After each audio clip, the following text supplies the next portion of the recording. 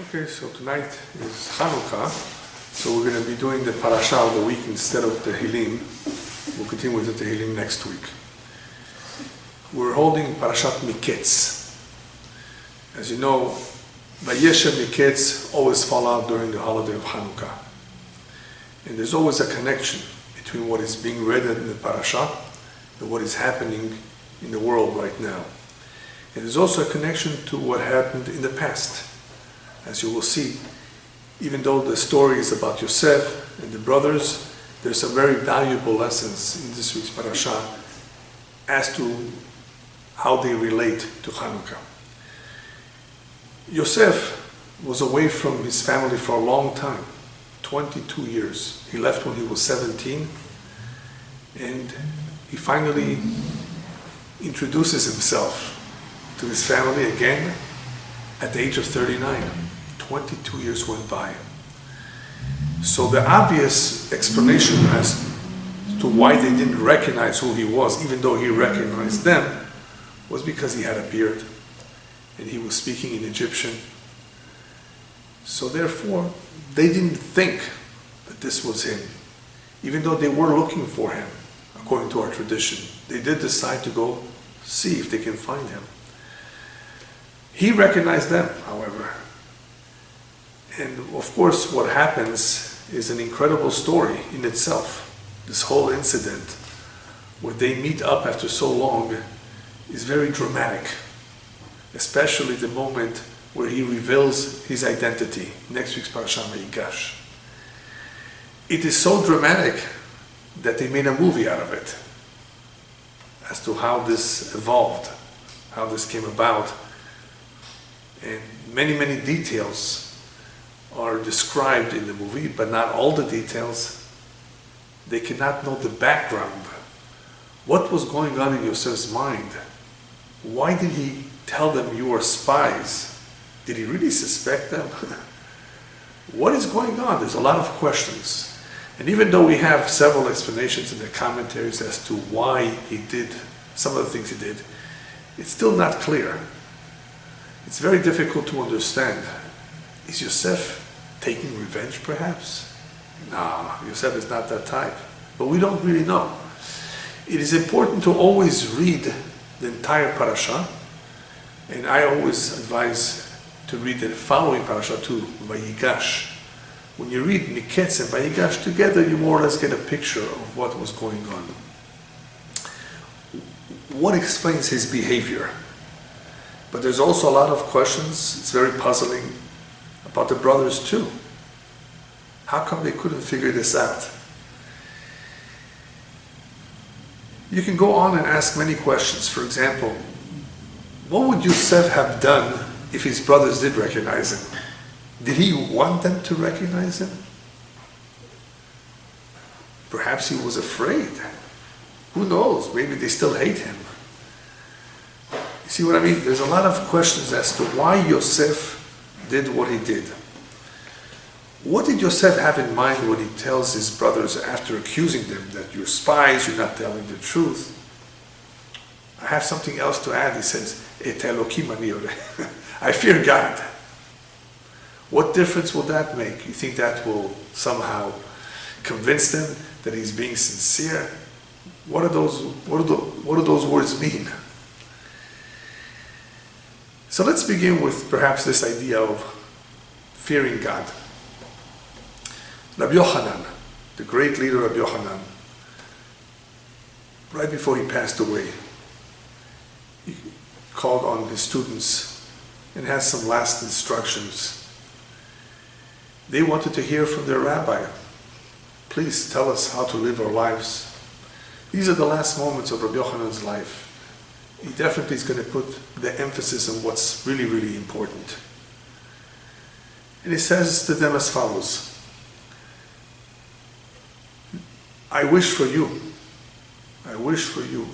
that you should have Morah Shamayim, the fear of heaven should be upon you, like the fear of Basar Vadam, like your fear of a human being.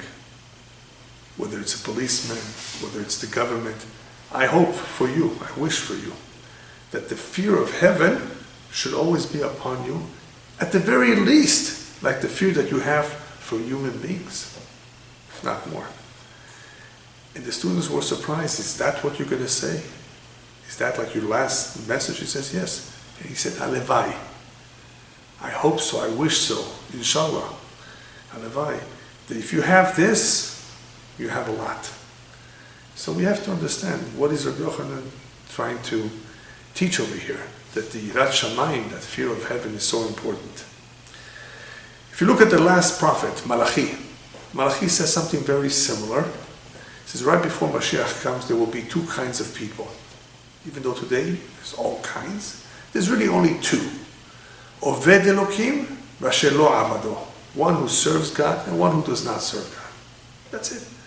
Yeah, of course you have people in between, all kinds of levels of fear of God, of service of God. But it comes down to really two. Either you are a servant of God or you're not. When Yosef saw that the brothers were bowing down to him, yes, of course he remembered the dreams. But that's not what was so important to him.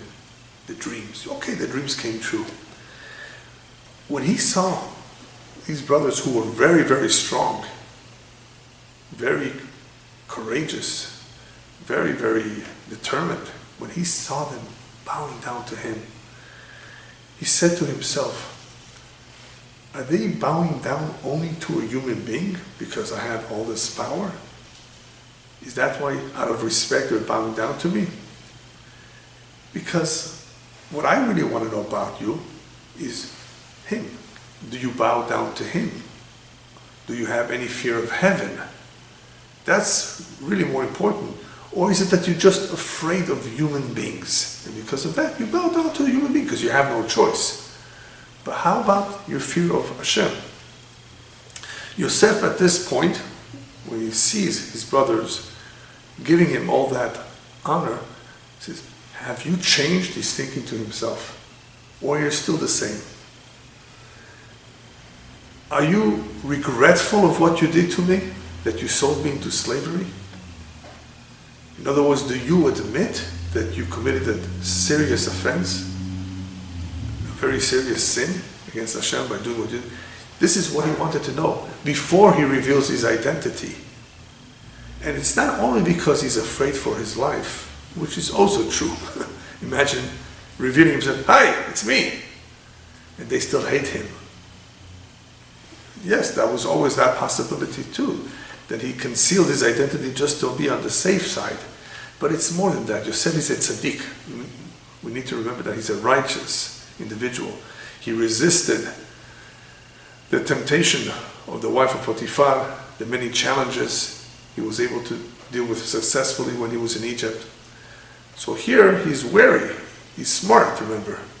And he remembers that his brothers did something very, very wrong. And because he's a tzaddik, he wants to make sure that they've changed their ways. Hopefully they matured, they learned their lesson, they did teshuvah, they repented. So he wants to know, how is their fear of heaven? Therefore, initially, he puts up all kinds of stumbling blocks. He makes it difficult for them. He gives them a hard time, as they say in English. Even though that's not his intent. Not at all. He doesn't want to make it difficult for them. Yirat Elokim, the fear of heaven, makes a big difference whether someone has it or not. If someone does not have the fear of heaven, he can easily kill someone. What holds back a lot of people who have it in their nature to be cruel, to hurt others, not to do so is only the fear of heaven, or the fear of getting caught by the authorities. But the fear of getting caught by the authorities is not as strong as a real fear of heaven. Because people may think, okay, I may be able to get away with it. Nobody will ever know. But he knows. He can see you no matter where you hide. You can't hide from him. That's why it's very important to know if somebody really has Yirat Elokim, because this will determine how he will be as a partner, as a friend. This will determine what kind of an individual will he be. Will he cheat in business or not? Or will he be honest? If there's no Yirat Elokim, if there's no fear of heaven, it's very difficult to trust Even though sometimes we're trusting because we believe, we've done business with him in the past. Yes, that's fine. Usually that's fine. But you never know. Sometimes people, are going to borrow money from you or are going to buy merchandise, and they know already that they're going to go bankrupt. I'm sure you've heard of cases like that. And poor fellow, the guy who's selling the merchandise, has no reason to suspect. He's done business with him for 25 years. He's always paid on time. And right now he's about to take a lot of merchandise and claim bankruptcy. Dishonesty. For whatever reason, he wants to do that right now. He's broke, he owes a lot of money to others, he has more pressure with others, and maybe he thinks, oh, this guy is going to be nice to me. We've done business for 25 years. It's still dishonest. If there's no Yirat Elokim, everything is possible. That is why the rabbis tell us, remember, when it comes to human beings, no matter how impressed you are with them, kabdeu v'hashdeu.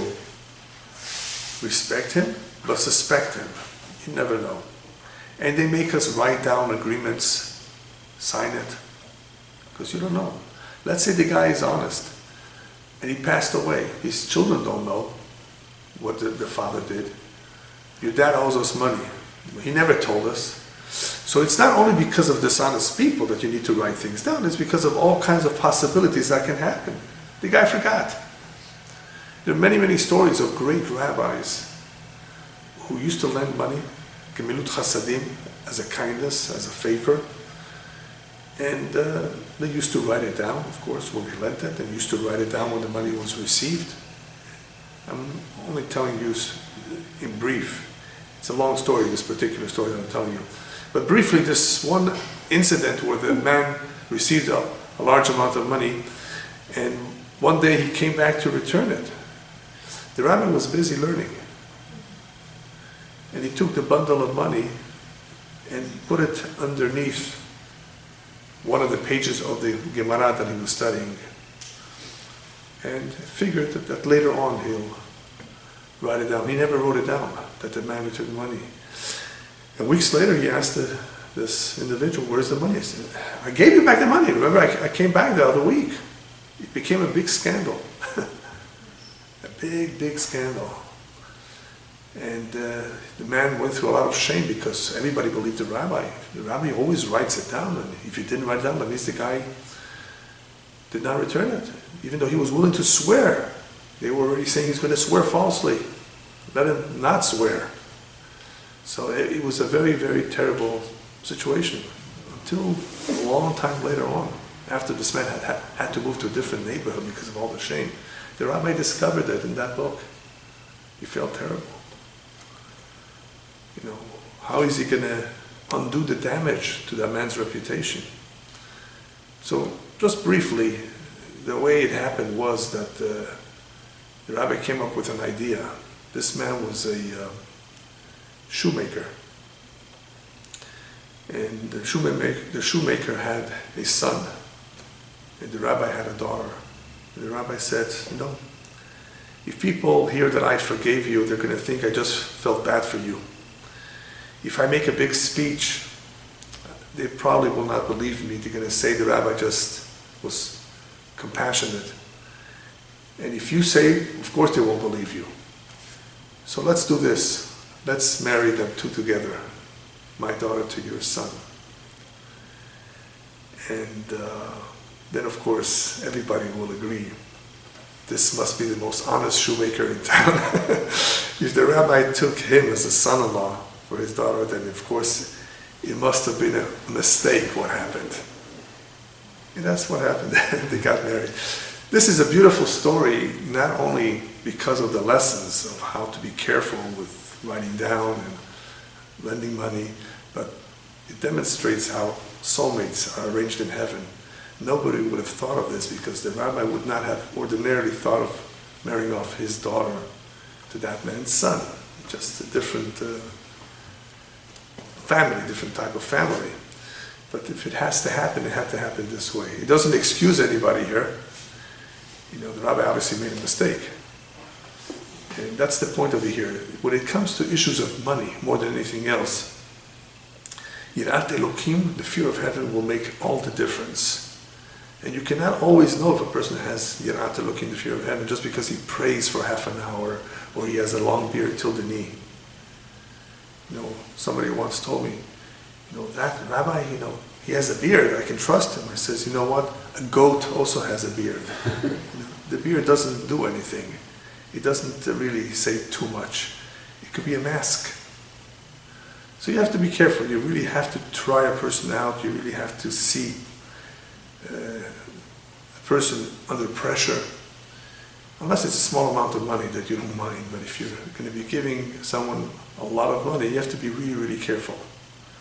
Especially if you act as a co-signer with someone else's loan, then for sure you're taking responsibility, and you never know what could happen. So I gave you just a couple examples of yirat Elokim, how it could make a difference. Yosef wants to see how the brothers are going to react. He definitely was curious whether they would recognize him, because what would that tell him? It would pretty much show him indirectly, oh, they recognize me, perhaps that means they recognize me as a brother. That's what he was really after, not just the features. Do you recognize me? Right? The same Yosef. By recognizing him, that would be an indicator that they recognize him as a brother, as an equal.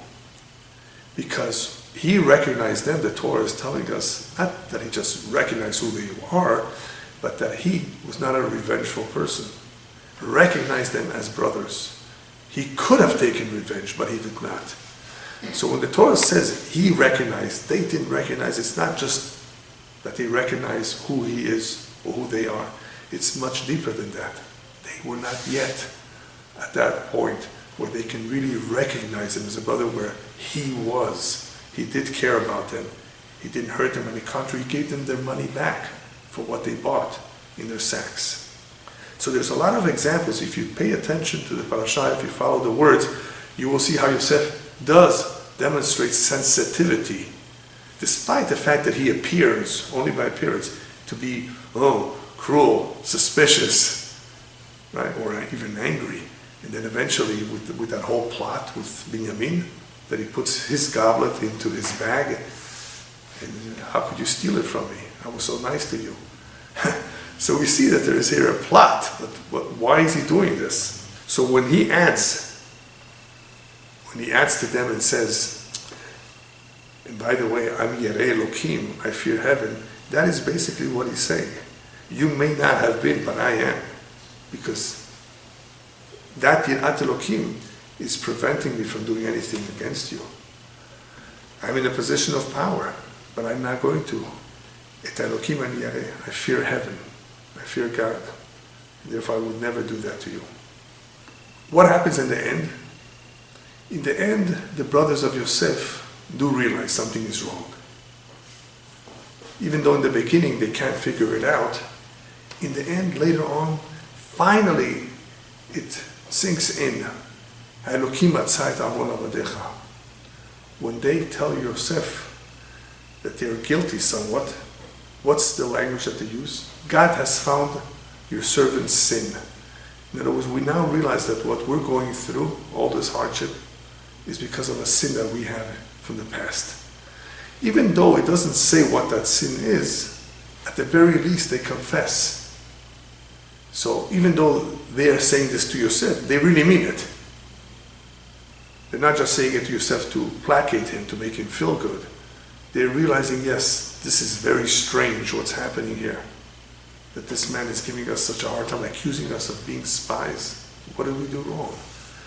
So they finally realize, wait a minute, when things like that happen from Shamayim, they mean something. And even Yaakov, their father, thought that this was strange. And therefore he tried to placate the man with sending him a gift. The next time they went. He was very concerned about this too, but they couldn't figure it out. After he hears that they really fear God, because they say that this must be a sin from the past, it's not enough. Even though Yosef appears to be a little bit calming down now, he goes ahead with his second plan with Binyamin. What's the story behind Binyamin then? With Binyamin, he wants to try as follows. Okay, you say you fear God. Now let's see how much you fear God, how much you've changed. He designs this plan where he puts the goblet into Binyamin's bag, and then will claim that he stole it. And he will see whether they will fight for him or not. There's always a possibility that they may say, okay, Binyamin, good for you. You're a thief. Your mother was a thief, like the Midrash said, because she stole her father's teraphim, from Lavan. So, okay, stay in jail where you belong. The problem with that, they can't do that so easily because Yehuda had already promised Yaakov that he will bring him back home safely. But how do you do it? So that's what Yosef wants to see. Yosef does not know what Yehuda said to his father. Yosef wants to see whether they will fight for him. He's also the son of another mother, of Rachel. Are you going to fight for him? Do you care for him as a brother? Or are you just going to let him go? Let's see what your reaction will be now with him. So you see, this is not just to keep Binyamin by him, even though he did want to see him. This is his brother, from the same father and mother. But it's a little bit deeper than that. It's not just to see him, he's testing them. This is all a test. How are they going to react?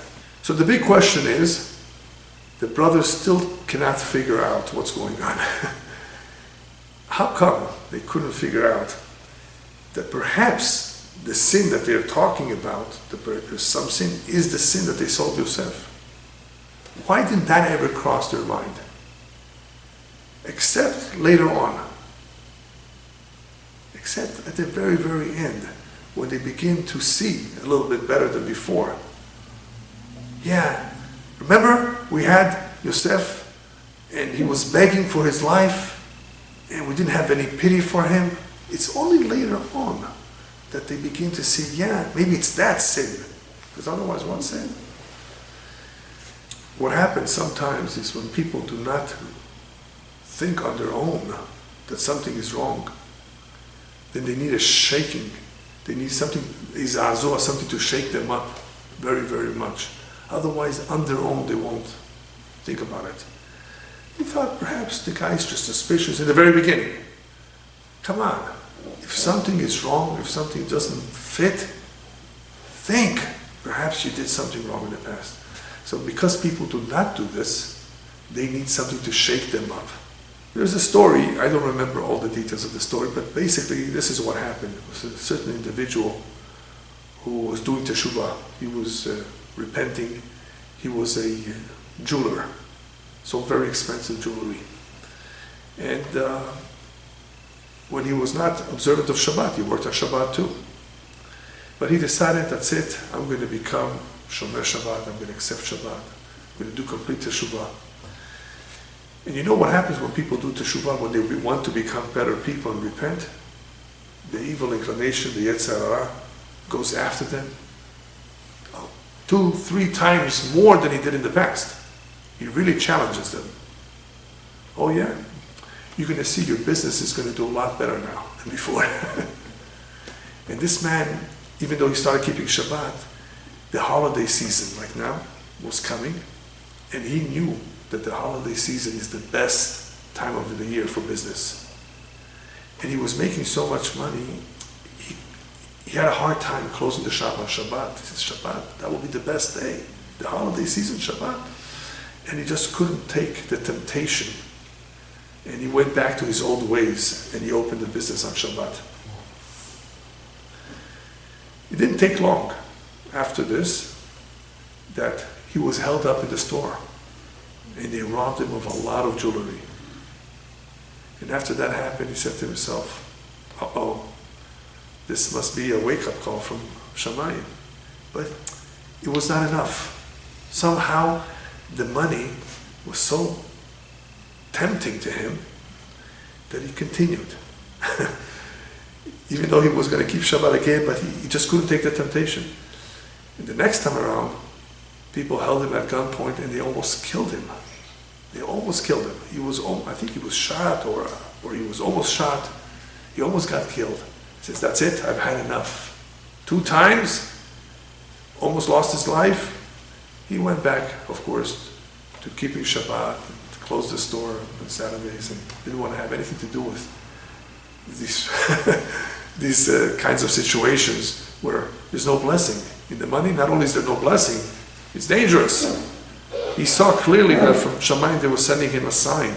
You can't play around. Either you're for real or not. You want to keep Shabbat, do it 100% right.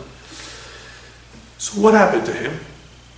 He needed a wake-up call. He needed the za'azua. He needed something to shake him up.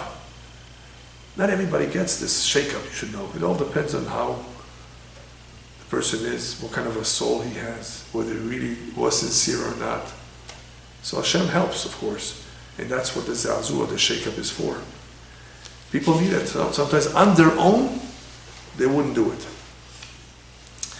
The question, however, is why do people need a wake-up call? Why do they need something to shake them up? Why can't they, with their own mind, their own intelligence and experience, why can't they figure this out on their own?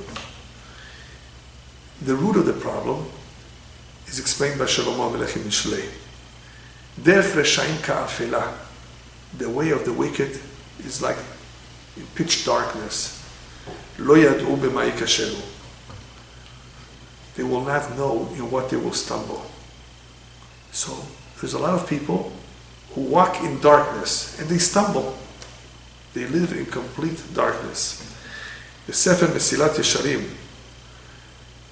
Path of the Just, writes something similar. It says darkness not only causes you not to know what you really need to have, it also gives the appearance that a human being looks like a pillar and the pillar looks like a human being.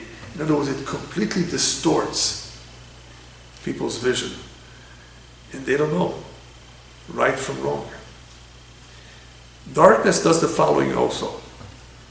It conceals from an individual the fact that the source of everything that happens to us in our life is from Shamayim.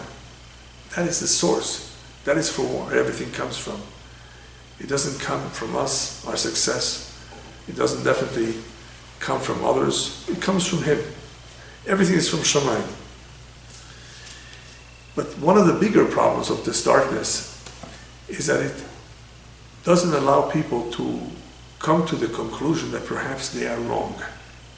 They walk in darkness means that they're thinking they're always right. What they're doing is correct. That darkness, therefore, makes it difficult for them to ever realize that perhaps what they're doing is wrong. This is really one of the big mistakes that scientists make. Scientists can be very knowledgeable and experienced, and they really, really have clarity in many areas. But they don't think for a moment that perhaps there is something out there that they don't know, that they don't have clarity, that perhaps they have been wrong in their approach, in the way they thought about it. And that is if there is God or not. They really think that it's enough to say, there's no evidence for it. I haven't seen evidence for God in the laboratory. They think that that is a good enough excuse. And they don't think for a moment, perhaps that's just an excuse. Perhaps I should really search a lot more. And perhaps I should be looking in a totally different direction that is not as scientific as I would like it to be. He's a scientist. Perhaps I have to give a chance, a fair chance to all those great minds that lived before, who were scientists as well, and philosophers, great men, who were not necessarily so religious, but they believed in God. Is it possible that they were right and I'm wrong? Is it possible they knew something, saw something, experienced something, and that's why they reached that conclusion? Perhaps I should give this more thought. Well, a lot of people don't have the time, don't have the will, don't think that there is a need for it, and because of that they never find out the truth. They think that what they know is enough, even though it may not be complete, it may not be the best answer or the best explanation that they have, but because there's no concrete evidence, they think it's okay to continue to live their life thinking, there is no evidence and that's it. You can't prove it. So that's one big mistake, that they're not capable of looking in a totally different direction. That's darkness. It's complete darkness, not being able to think for a moment perhaps you're wrong. Darkness, however, does one more thing.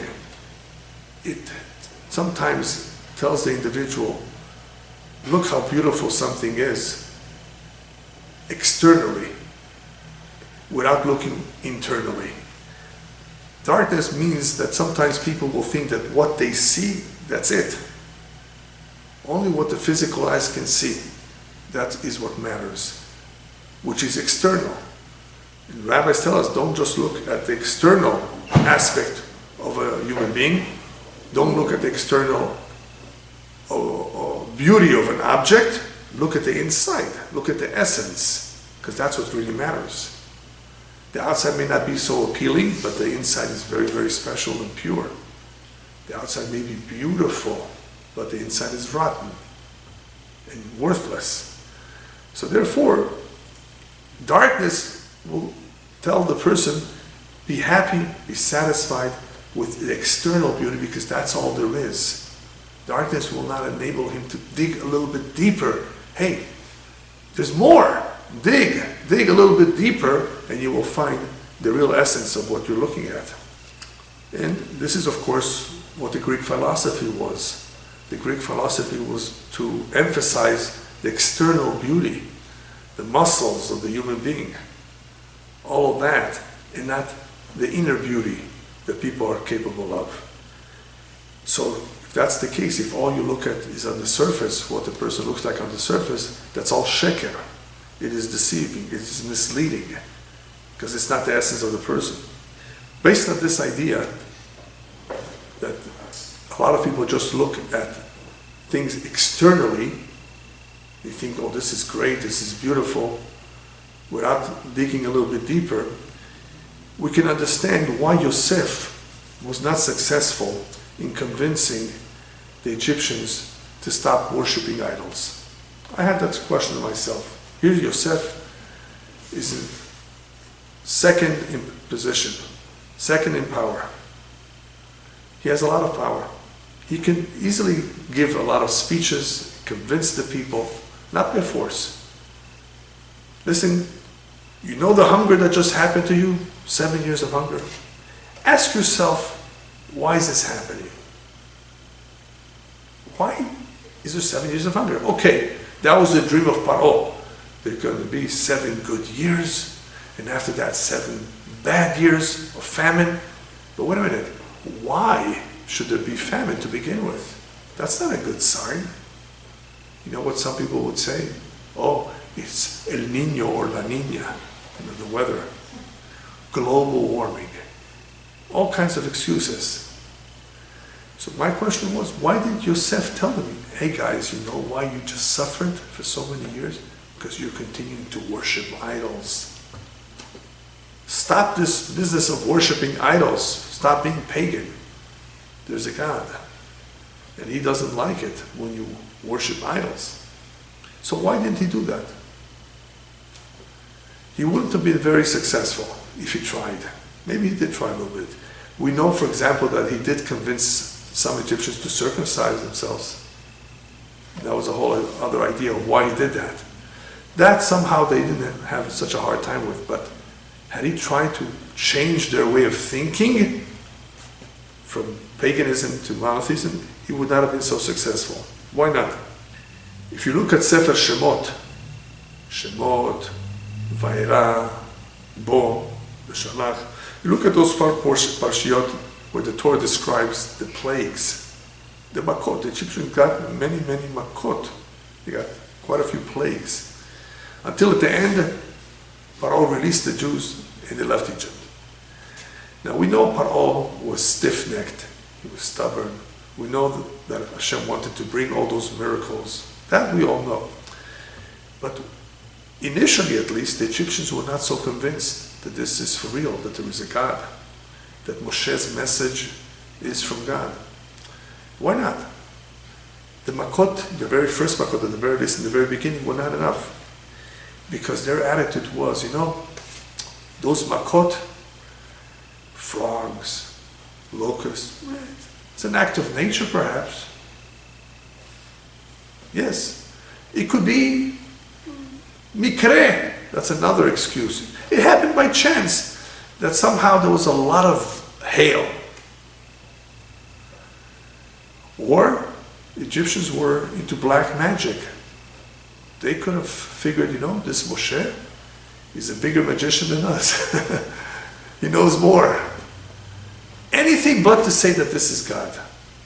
When they said that this is God, at only one point did they say that the ones who somewhat were familiar with witchcraft, they are the ones that say, lice? That's etzba Elokim here. This must be the finger of God. This is an act of God. And the reason for that is the commentators explain because lice is something so small that to produce such amount of lice cannot be done through demons. Some of the witchcraft that they did came about through the help of demons. It says the demons don't do these kind of things. If they're that small, they don't have the power to bring this about. So this must be handled. So momentarily you do see them confessing, you do see them admitting that God is involved. But they were not shaken up enough. Why not? Because there's a lot of excuses. When something happens, it's very easy to blame all kinds of things, but to say that this is an act of God.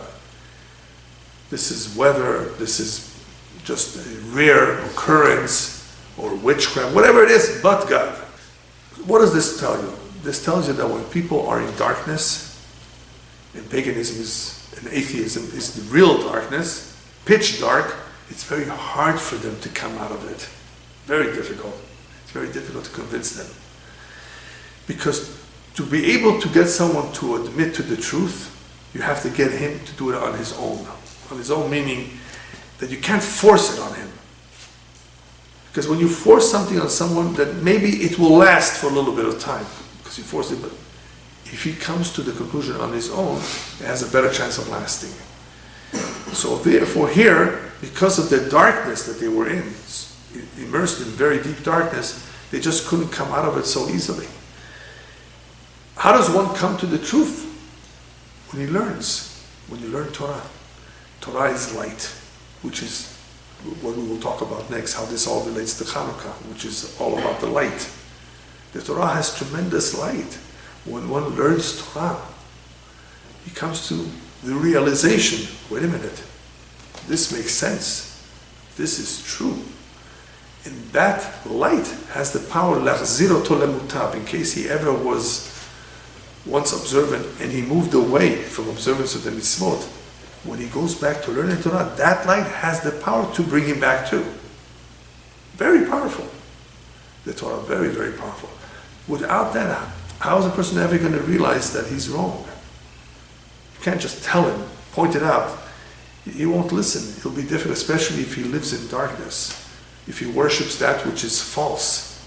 If he only thinks of the external beauty of something without digging deeper and realizing that there's something there which is more important, the essence.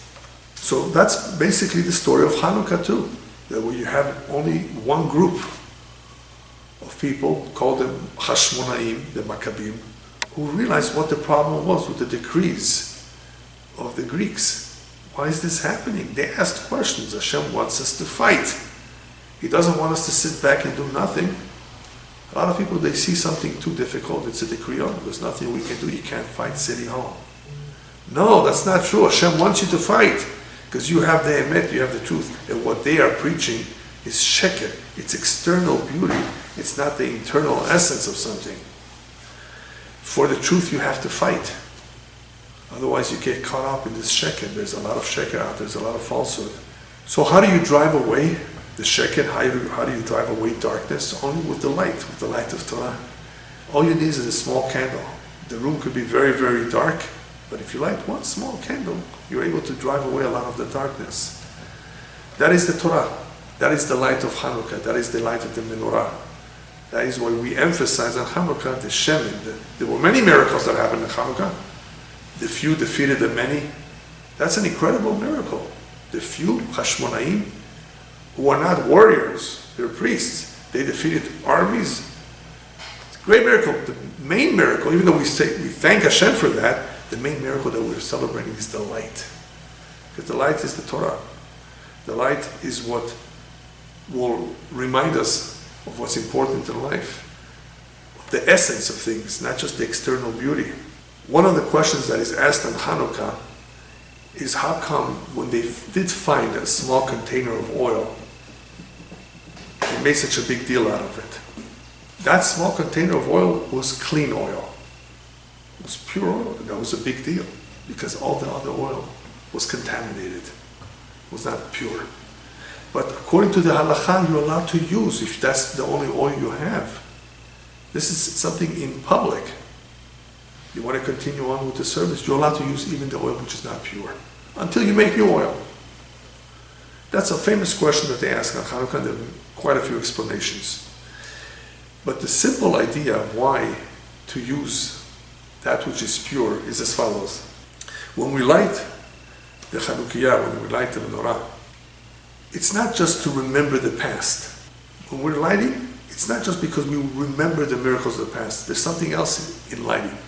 When we light the Chanukiah, we are doing a tikkun. We are rectifying something.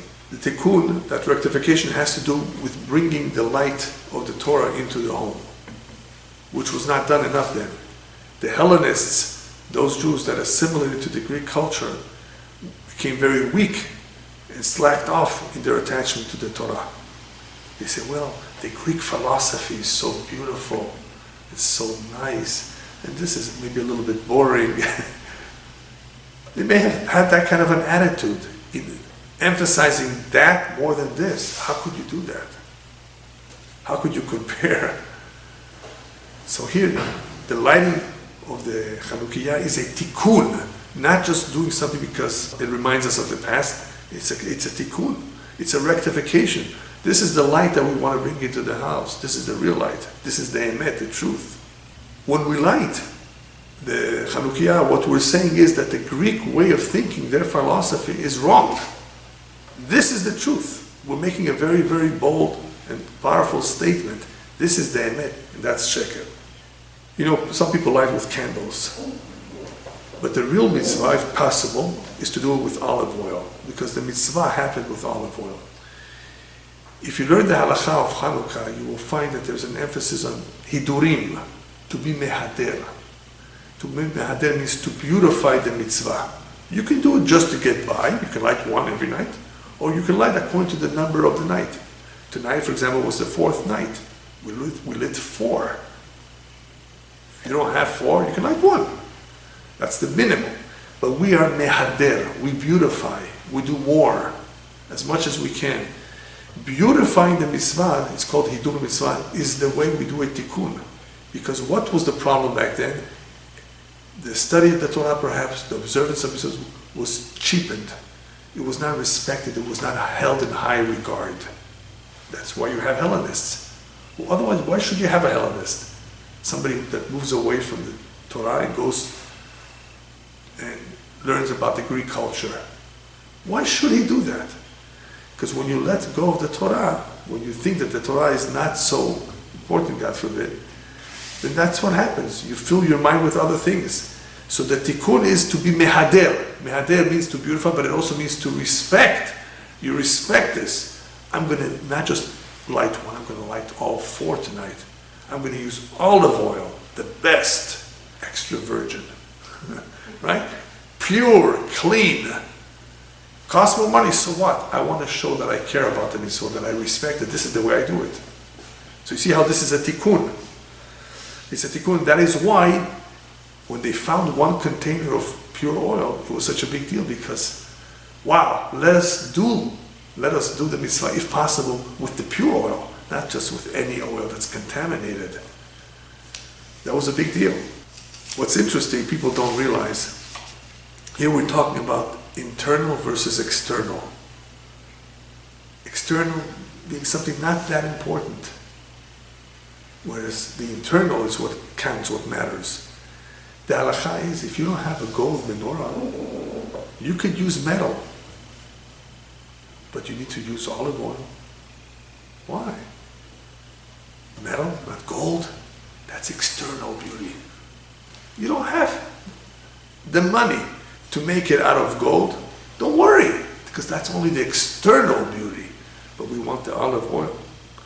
We want the essence. We want the more important detail to be pure, that the light should shine, that the light should shine as bright as possible. That's more important, not the external beauty of the menorah. Now, we have a famous rule. אחרי הפעולות נמשכות הלבבות, as the Sefer HaChinuch writes.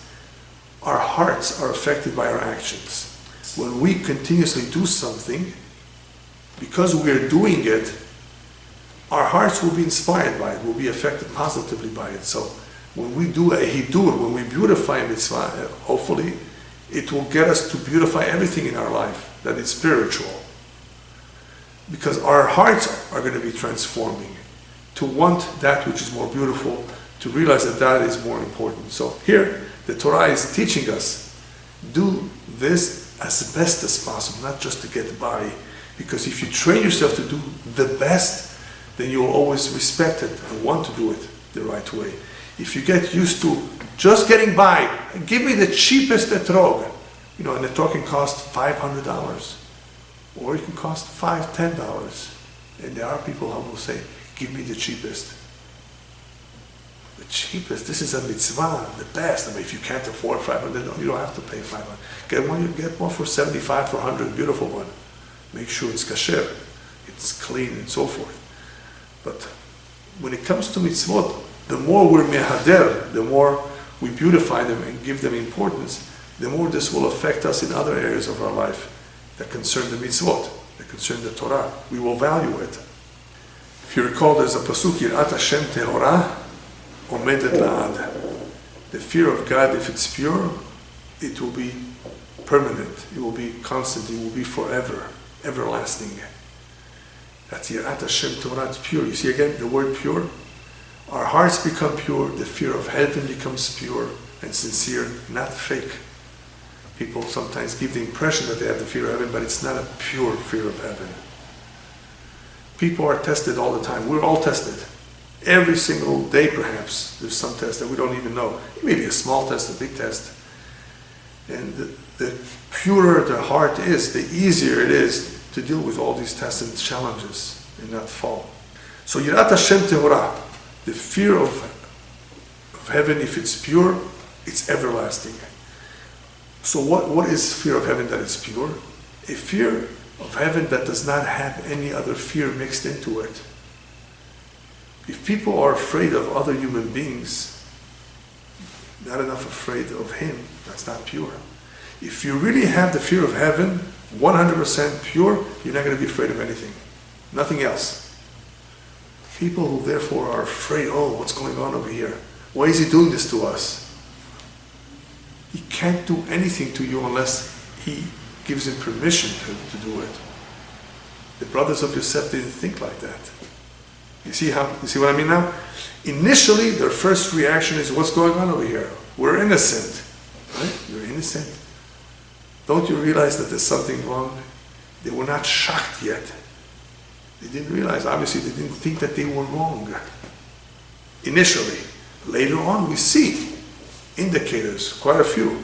Yes, we were wrong when he begged for his life. We were wrong when we did what we did. Apparently there's some sin, and that's what's causing this. Just like the Maccabim, that's what the Maccabim did. This shouldn't be happening. There must be something wrong, and we're going to fight. We're going to do something about it. We're going to rectify it. How? By fighting for it. By getting those decrees removed completely. Because we care. And the brothers of Yosef said the same thing. They demonstrated that they were sincere. And that is why at some point, even though it appears that he emotionally was very, very moved and just decides to reveal himself, it's not just that he was emotionally moved. It's that he realized, that's it, it's enough. They have proven their sincerity. They have demonstrated that they're for real. They've admitted that they committed a wrong against me. They were willing to fight for Binyamin. And they really care about their father too, obviously. He saw that whole picture, and it was enough for him. Just to finish, today we live in a world that there's a lot of fake. Everything is fake. Fake jewelry. fake money too. The economy is fake. A lot of things are fake. This is the more reason why people have to emphasize the emet a lot more in any way they can. Because otherwise what happens is when people live in this kind of a generation, they get swept away and they begin to act that way too. People have told me, and I've heard this more than once, Rabbi, even though this is not 100% kosher, I do it because everybody does it. You're a sucker if you don't do it. Everybody does it. It's okay. I said, no, it's not okay just because everybody does something wrong. Does not mean it's okay. That means it's kosher, it has a stamp of approval. It's wrong.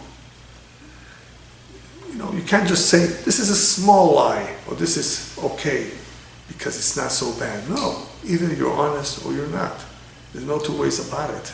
And that's very difficult for people, because when it comes to money, especially money, they say, oh no, you can't be honest and make a living.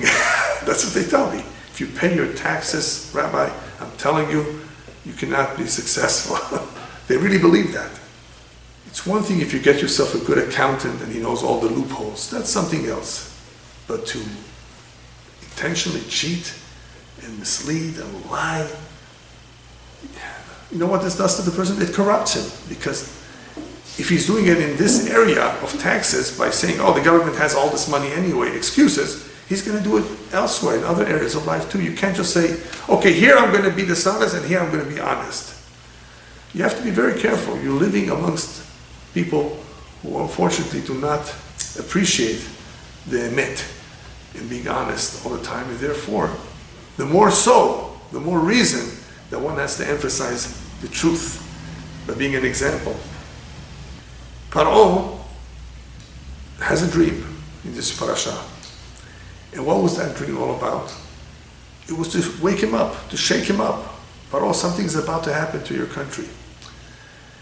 Now, I just told you before that there was idol worshiping going on in this country, and perhaps other problems too, like znut, prostitution. There are all kinds of reasons of why natural disasters occur. Famine is not something so simple. A lot of people suffer. He's the king, so he's the first one to get the message from above. Mr. King, you better do something about this problem. Now, even though his dreams in the end resulted in Yosef coming out of prison, that's why Hashem wanted him to have the dream. Yosef will reveal or interpret the dream, and that's it. And Yosef will be appointed second in command.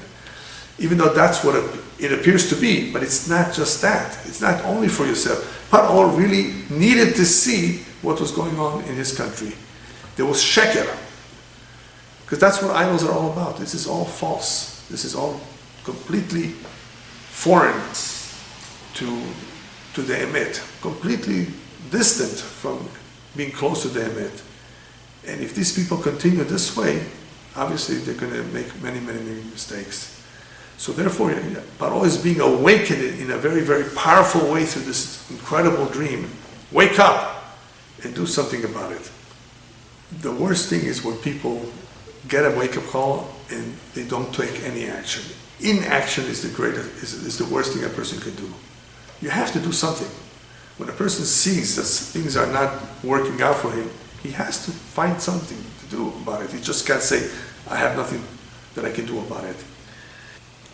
I'm just going to tell you a story and give you an example of what I mean. In the Holocaust, there were a lot of Jews who thought there's nothing they could do. Mitzvot, to observe mitzvot in the Holocaust was very difficult. Very difficult. But there were many stories of self-sacrifice. Here's a small story, important story. The Jews got every morning a certain amount of margarine to keep them going. They needed a little bit of fats. But it was Hanukkah. And one Jew decided, we're going to celebrate Hanukkah here. They said, where are you going to get the oil? Where are you going to get the wick? No problem. The oil, I'm going to use the margarine that they needed for themselves. They were going to sacrifice. He was at least going to sacrifice his margarine to have a little bit of oil. Wick, he took out a button from his pajamas or whatever he had. He took out the thread of the button and used that. What about the container for the oil? The button. So the button acted as a container, the thread was the wick, and the little bit of margin that he had was the oil. And of course, by making the blessings and by saying Hanerot Halalu and singing, you know what he did? It wasn't just the mitzvah that he observed. He gave hope to all the Jews that were listening to him. Wow, Hashem has made miracles in the past, he can make miracles now too. He gave them hope, even though it may have been only for a couple hours or a couple days, maybe, but it gave them hope. It restored their hope that they had lost completely, many of them. So through this one act, look what you can do through this one minor act, apparently minor. It's not just a mitzvah. It's that you were able to give such hope and encouragement to people who did not have it. What happened after he lit? Nazi came in running. What's this? What's this light coming from here? Where is this? What's this? He was yelling at them, and he saw them in Olah. You realize what you just did? You're sending signals to the enemy up there. The airplanes of the enemy, if they see a little bit of light, they're going to bomb this place. This is dangerous. You're sending signals to the enemy. And guess what? He was right. You're sending signals through lighting the Hanukkah, but not to the enemy. You're sending signals to the entire world that the Jewish people are still alive. Am Yisrael Chai V'Kayam. Amen.